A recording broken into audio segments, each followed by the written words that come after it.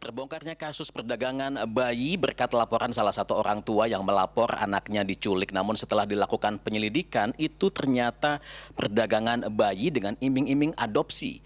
Kini 14 dari 16 pelaku telah ditangkap oleh Direktorat Reserse Kriminal Umum Polda Jawa Barat dan masih memburu 2 pelaku lain, yaitu Wiwit dan Yuyun Yuningsih.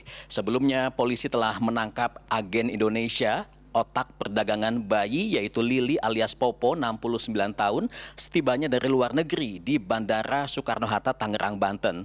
Penangkapan ini hasil koordinasi intensif antara Polda Jabar dan pihak imigrasi. Pelaku diduga berperan sebagai agensi utama dalam jaringan tindak pidana perdagangan orang TPPO yang terlibat dalam perdagangan dan penculikan bayi untuk dijual ke luar negeri. Penyidik Polda Jawa Barat tengah mendalami sejauh mana keterlibatan pelaku dalam sindikat sekaligus mengembangkan jaringan lain yang diduga terhubung dengan kasus ini. Dari 6 anak yang tadi itu diperjualbelikan di Singapura dengan modus adopsi itu ya ini, ya hubungnya. Nanti ada satu lagi AH yang dia membantu untuk membuatkan identitas ya. Paspor, ya KTP terkait dengan orang tua pura-pura yang Indonesia ini yang dibuat di Pontianak itu kemudian menyambungkan dengan orang tua yang di Singapura. Kini sebanyak 14 orang telah ditetapkan sebagai tersangka dalam kasus ini. Polisi pun telah menyelamatkan 6 bayi termasuk tengah menelusuri bayi-bayi lain yang berada di Singapura.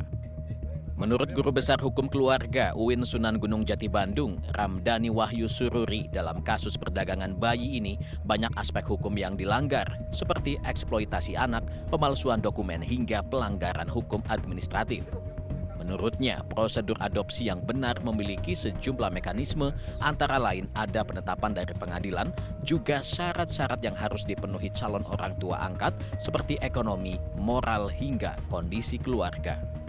Jika kemudian misalnya diambil melalui transaksi jual beli bayi-bayi itu dan kemudian dianggap anak angkat atau adopsi, ya maka secara hukum tidak sah atau ilegal dan bisa dikualifikasi secara pidana. Kalau sekarang misalnya caranya ingin mengambil anak itu di luar, ya, jika misalnya terbukti bahwa bayi itu berasal dari praktik perdagangan anak di Indonesia, maka bisa saja negara Indonesia dapat menyatakan bahwa adopsi tersebut tidak sah secara hukum. Bisa dilakukan oleh Kementerian Luar Negeri, KPAI, Interpol, ya itu bisa dilakukan. Sementara itu, Komisi Perlindungan Anak Indonesia (KPAI) mengapresiasi upaya Polda Jawa Barat yang berhasil mengungkap penjualan bayi ke luar negeri. Menurutnya, kasus penjualan bayi ke luar negeri tidak hanya terjadi kali ini saja. Sebelumnya, kasus serupa juga pernah terjadi di Provinsi Bali. KPAI menekankan pentingnya pendalaman dari kepolisian untuk mengetahui legalitas adopsi bayi di media sosial.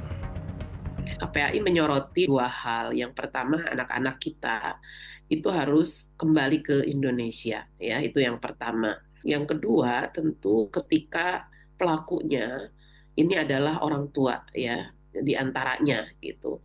Serta sindikat ini ke luar negeri. Kami meminta peningkatan kapasitas penanganan bahwa di tingkat Mabes Polri dan bagaimana langkah-langkah ini supaya ditempuh secara yuridisi, baik itu TPPO, tindak pidana perdagangan orang, juga perlindungan anak. Sehingga dengan waktu yang sesegera mungkin dua pemerintah, Indonesia dan Singapura, harus menemukan anak-anak kita dan dikembalikan ke Indonesia. Data dari KPAI menyebut sejak 2022 hingga 2024, setidaknya ada 155 kasus terkait anak korban perdagangan, penculikan, dan penjualan bayi. Kasus ini menjadi pengingat akan rapuhnya sistem perlindungan anak dan tingginya kerentanan keluarga terhadap eksploitasi. Tim Liputan CNN Indonesia, Bandung, Jawa Barat.